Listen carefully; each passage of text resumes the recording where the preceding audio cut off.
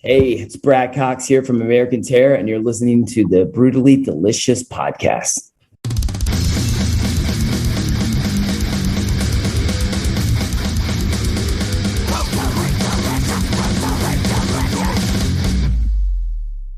Hey, Brad. Hey, how are good. you? How you doing, man? Good. That's my partner, Riina. I'm Bruce. Hey, what's going on? Nice to meet you guys. Nice to meet you too, Brad. How's your day going? Can't complain. Another day. Another day. Where are you Living and located? breathing. You're out west, right? Western states? No, I'm in Atlanta right now. Oh, okay. I was spending my time between LA and Atlanta, and then once the COVID thing hit, I kind of slowed down traveling over there. So been kind of staying put here more so right now. Awesome. Well, thank you for taking the time. I appreciate it. Reena's all the way over in Finland, and I'm in Richmond, Virginia, so I'm not far from you. Nice. Awesome. Richmond, Virginia. I like Richmond. It's a nice I was city. there not too long ago. Yeah, I went to see Odorous from Guar's grave and went to the Guar bar. And Oh, yeah. Yep. It's right down the block. It's kind of cool. Yeah, man. They actually just Yeah. played here 2 nights ago. Oh, nice. Yeah, I haven't seen him with the new lead singer. I think I have a hard time comparing him to Odorous, Yeah. But yeah, it is what it is.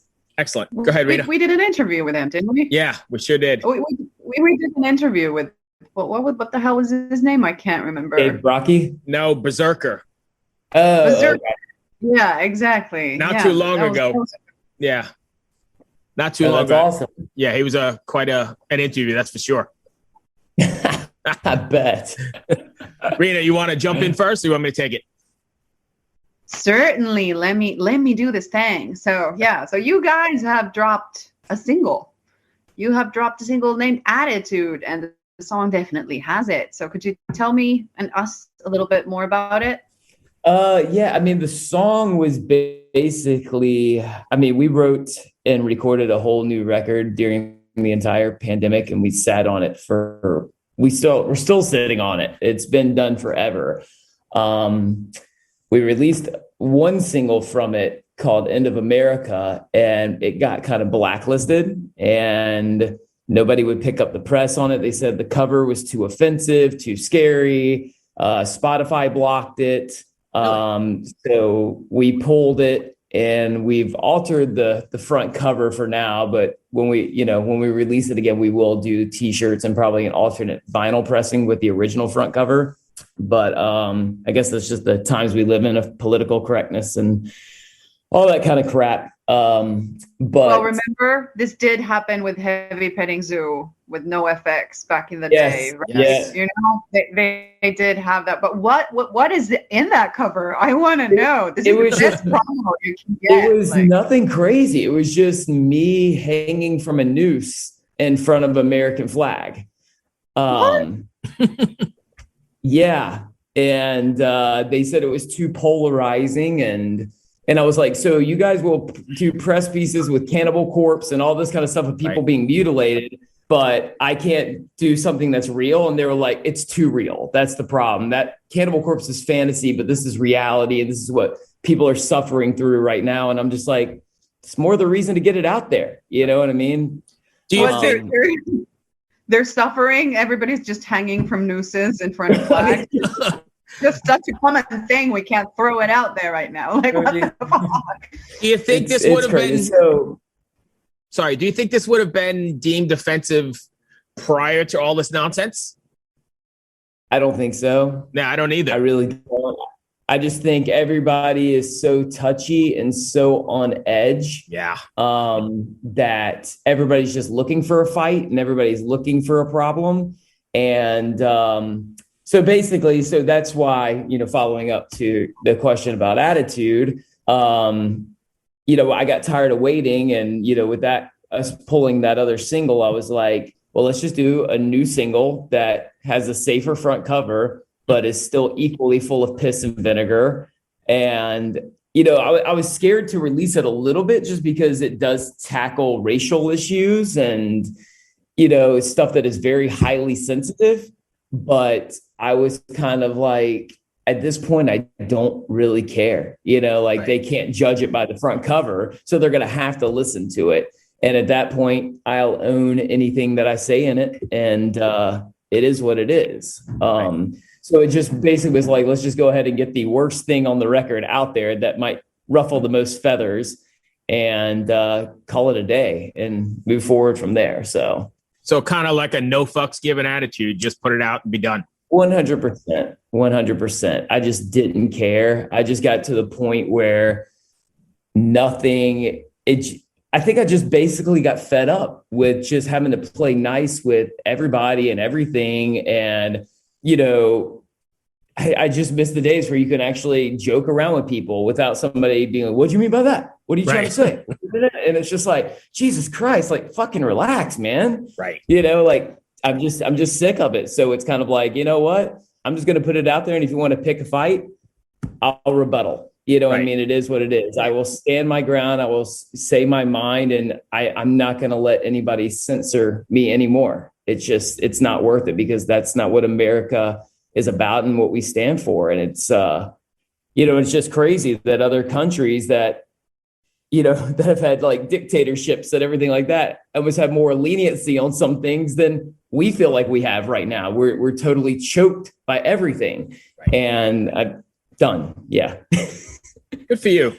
That is a good point. And I think we need more people like you who are like not willing to cave in front of the pressure. Cause like, obviously there's nuances to these things, and God forbid me trying to draw some sort of line and say that here it is and nobody cross it. But of course there's things that are like harmfully offensive, something that can actually cause some sort of real concrete harm to a group of people or a single person or something like that. You know? Right. If you're talking, I mean, if you're getting into like skinhead hate, racist music and shit like that actually threatens other people and is, you know, pushing violence towards somebody for believing something different, or that's not right. You know what I mean? That's not cool. But everybody, to me, if you're a racist or you know, are homophobic or whatever it is, you have a right to that opinion. You know what I mean? And that's the beauty of free speech. And that's the beauty of living in America. And I feel like that's being choked. And it's kind of like, especially in an artistic form, because, you know, art's a form of expression. And, you know, so it kind of makes me mad that if like Disney makes a movie and they have a storyline or whatever, and they're like, oh, wait, there's no transgender people in this. There's not a gay character. Okay, well, back in that day, whatever, like that's not part of the story. It doesn't make sense. So to throw all this stuff in there to appease certain people, that's not art. You know, like you got to let artists be artists. And that doesn't mean they're racist because they're not including a Black person in their story or whatever, or they're sexist or homophobic or whatever other terms you want to use nowadays. That doesn't mean that. It's just not part of the story. And as songwriters and as film writers and as authors and everything, you're a storyteller and you're telling a story. And there is a time and a place for those stories to be told, but don't criticize every little thing and put it underneath a microscope, you know, and judge it as that. You know, if you look back in the 80s at like NWA, you know, they were cracking on Mexicans, white people, you know, Guns N' Roses. And themselves. Right.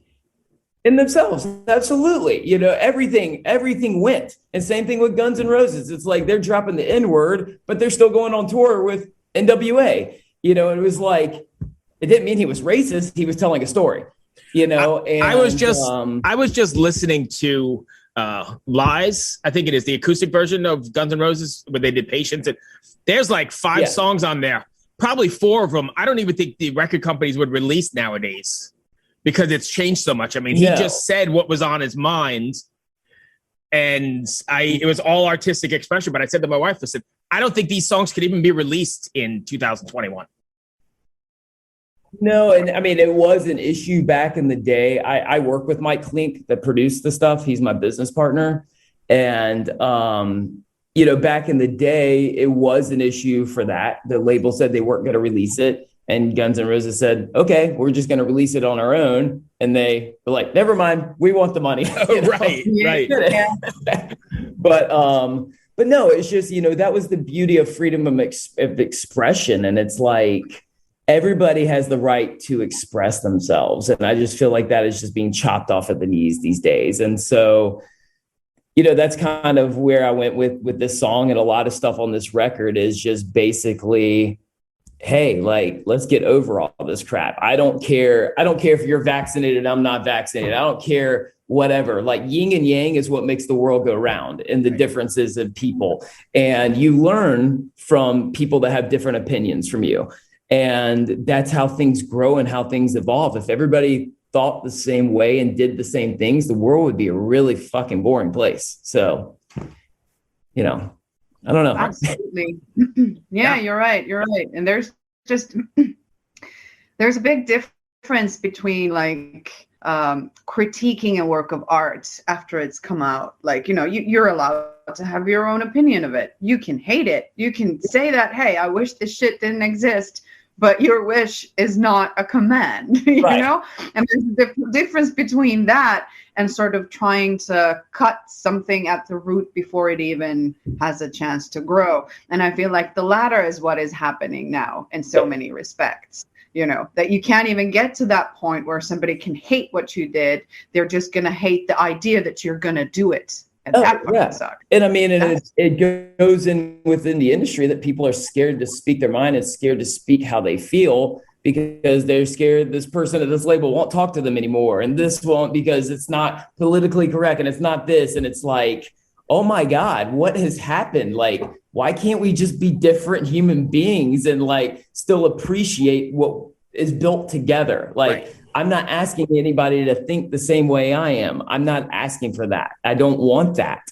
But I do want to express how I feel and maybe make you think about it, and have a different, think about that perspective, because there's so much stuff that I've learned from people that are on a totally different playing field than me, politically and socially and everything, that has made me grow as a person because I listened to their perspective.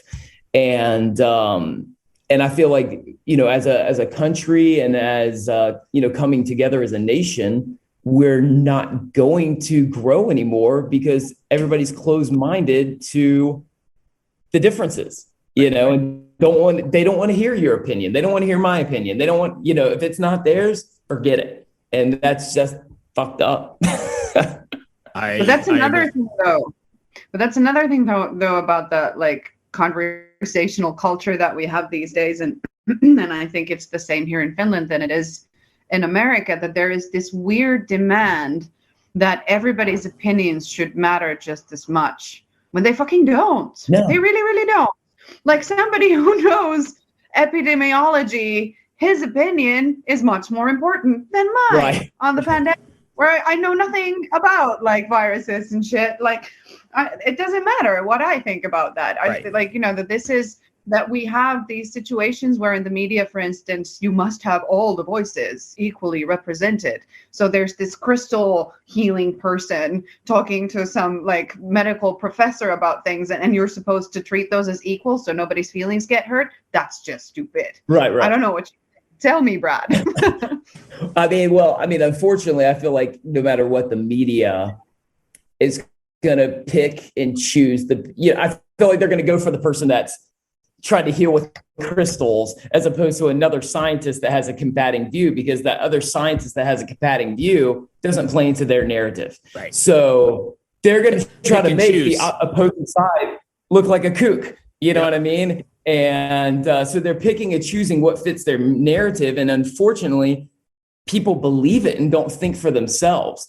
And it's hilarious to me, because I have so many friends that, claim to be punk rockers and all this kind of stuff, that are like, I'm punk till I die, and Antifa and all this kind of stuff. But yet they listen to everything the government tells them, and they want handouts from the government.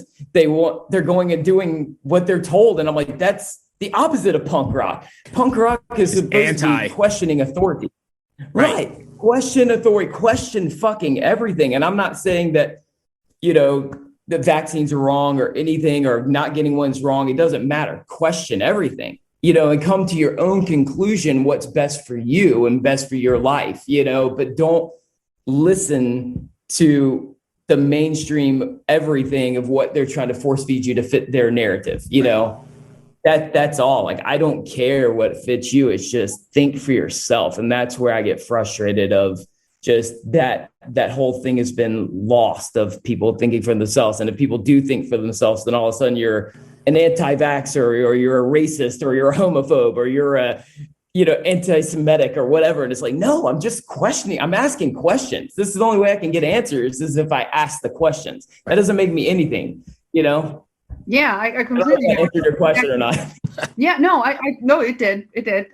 Great. I love this conversation, but it's, you know, this is exactly what I meant about, like, you know, just cutting it off at the root before it has a chance to grow. If you can't like contemplate on things, if you can't ask questions, if you can't like entertain thoughts without saying that this is the truth and this is the statement I'm making and it is me, you know, that it stifles the conversation. And you're completely right. We can't grow. We can't like find these new perspectives. We can't find new people to connect with. Like, and that's really important, that we start like closing up ourselves into this little bubble of like-minded people, right, who are basically almost like a hive mind already.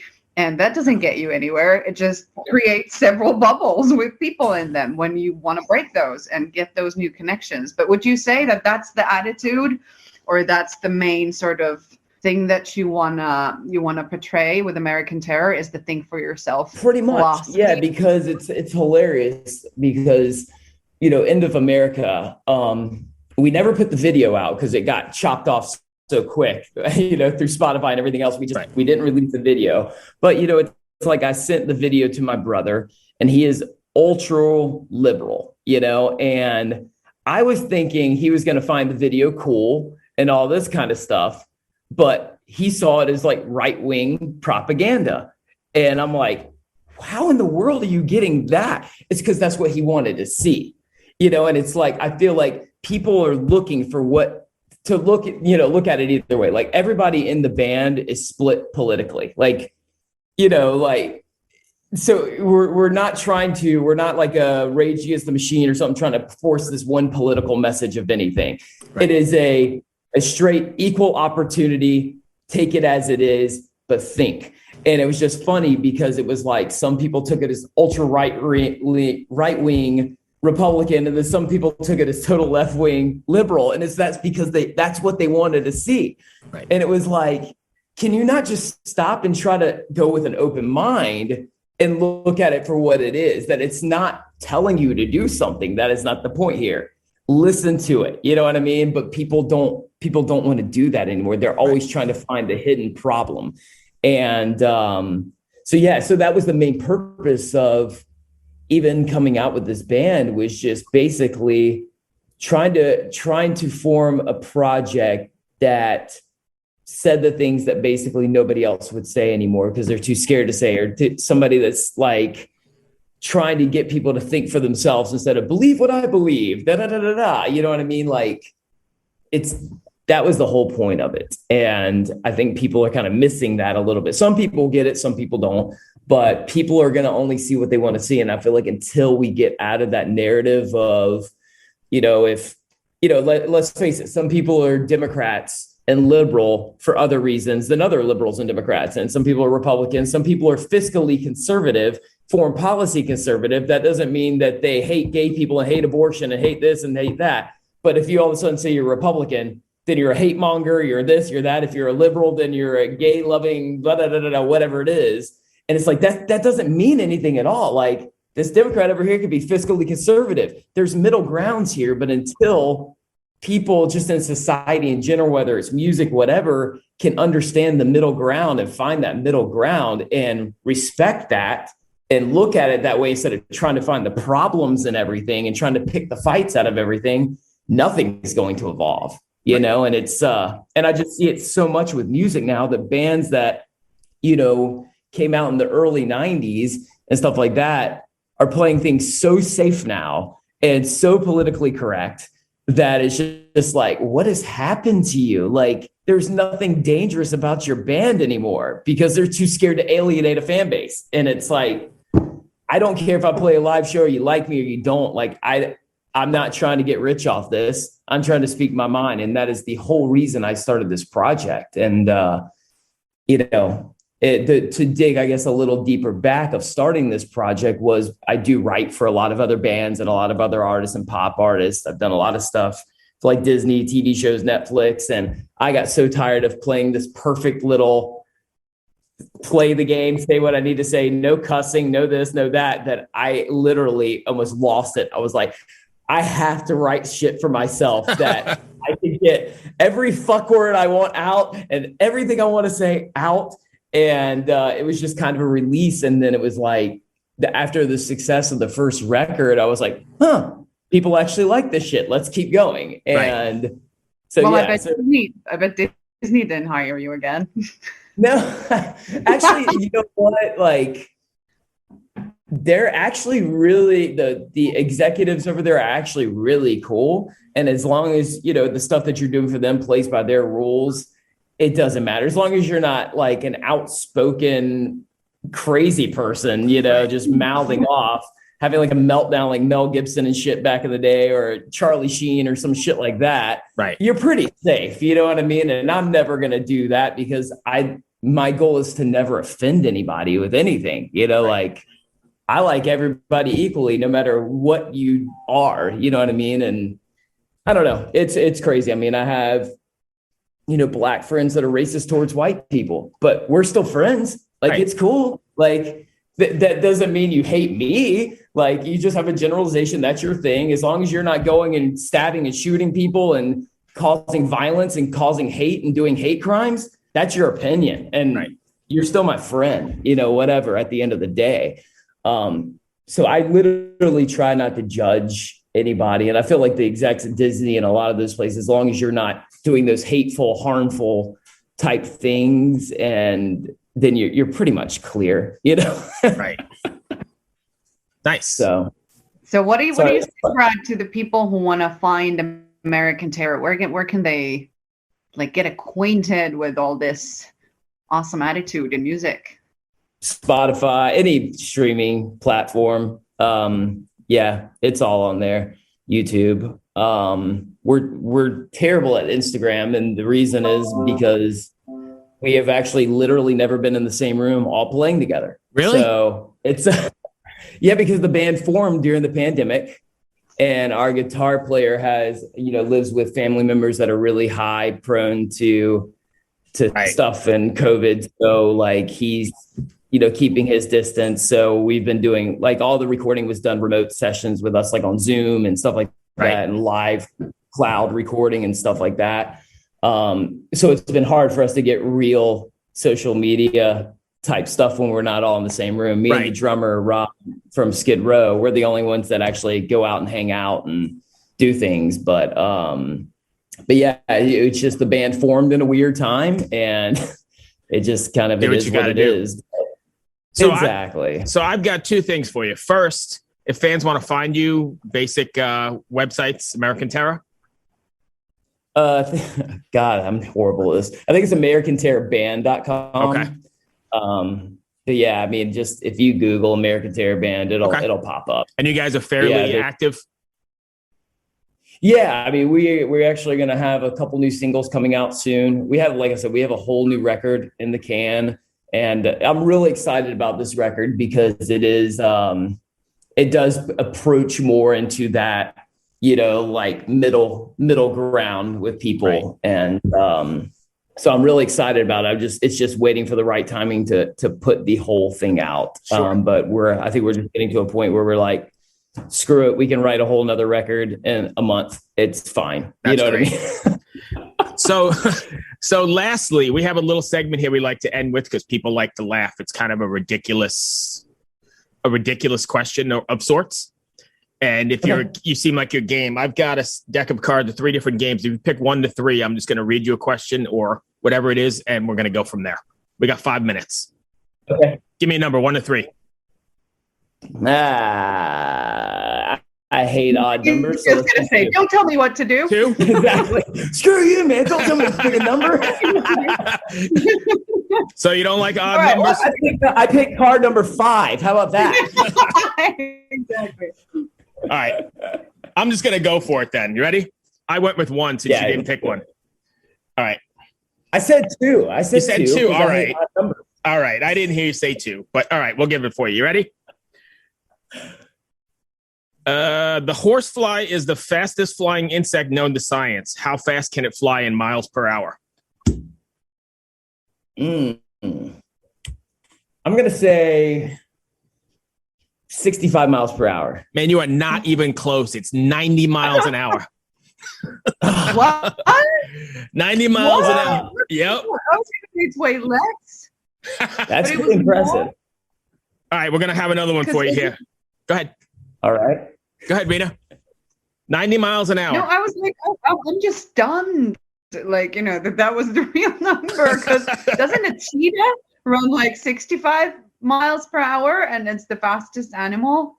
I'm not Something sure. Like that. You what is the answer to the fastest animal. Brad should know. He's the one who picked it. Hey, what's the 90 miles per hour in whatever you guys do over there in the metric system? What is that shit?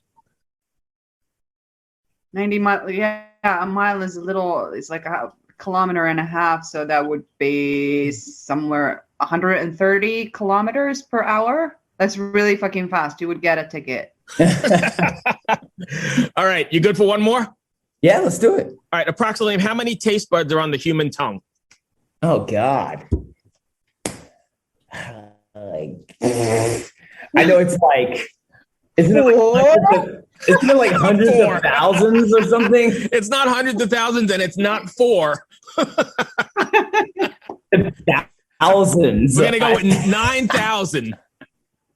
9,000. Wow. Okay. 9,000. Yeah. So you definitely have a few to burn when you eat something hot. Right. And lastly, do you consider cereal a soup? No.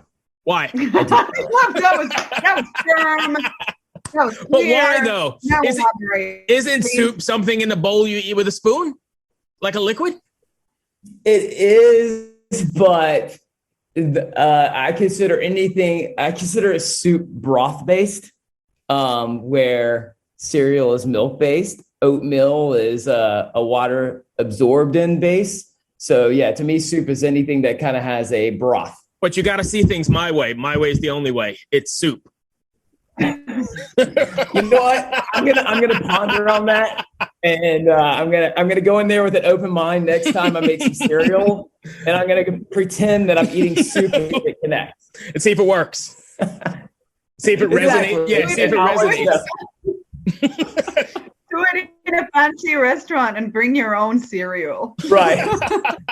I'm gonna go to a restaurant. I'll be like, I would like your bowl of your finest soup. And when they bring it out, I'm going to be like, no, I want fucking Cheerios, okay? Fucking Cheerios. Fucking Cheerios. Give me the Fruity Loops. What the fuck? Brad, I hope that wasn't too bad. Hey, yeah. Sorry, Riina. Bruce, sorry. No, go ahead. I interrupted you. Go. Yeah, like we're just running out of time. This has been epic. Thank you, my friend. Hope that wasn't too bad. Wayne. I know we got carried. We got carried away and we went all over the place, but I hope that wasn't bad. Oh no, man! I had a lot of fun. So hopefully, people will watch it and listen and learn something, or laugh and say this guy's a fucking idiot. I don't know. Whatever. Yeah, people tell me that all the time, but laughing is good too. We all need a good laugh, right? Yeah. Exactly. Stay well, my friend. So good luck with the record. Thank you guys so much for doing this. All right, thank you guys. Take care. It's so lovely meeting you. Bye. Have a good day. Bye. Hello out there. Yes, hello out there, everyone. I'm Hal Schwartz. And I'm Flynn McLean. Together we host None But the Brave, a podcast dedicated to the music and career of Bruce Springsteen. Bruce and E Street Band are on tour right now for the first time in 6 years, and we're taking a detailed look at what's happening on stage in our bi-weekly episodes. We've also been recently joined by some very exciting guests, including rock journalist Warren Zanes and Stephen Hayden, Backstreet's Magazine founder Charles Cross, and Barstool's Kirk Minahan. If you're a diehard Springsteen fan, this is the show for you. So please subscribe to None But the Brave on your favorite podcasting platform, and we hope to see you further on up the road. Thank you so much. We'll be seeing you.